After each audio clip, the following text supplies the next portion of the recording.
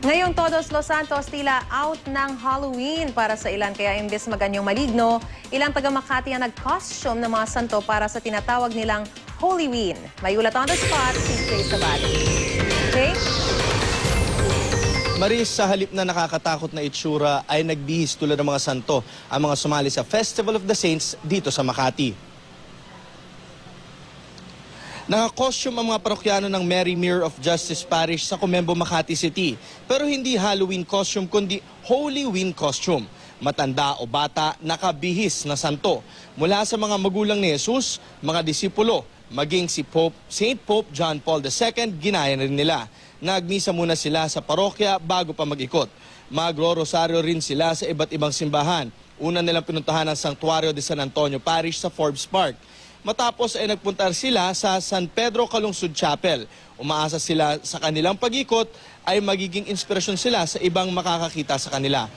Hinihikayat ng naturang parokya ang ibang mga Katoliko na gumaya sa kanila at gayahin ang mga santo di lamang sa kanilang pagbibihis kundi sa kanilang asal upang makatulong naman sa katekismo. At yan muna latest mula dito sa Makati. Balik sa Maris.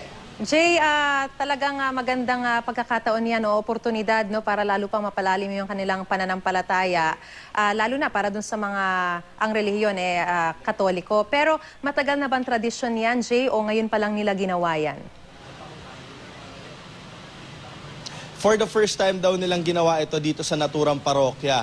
At sinasabi nga nung mismong parish priest, no, nagtataka yung mga magulang natin kung bakit yung mga bata raw natin medyo violente at kung ano-anong masasamang iniisip.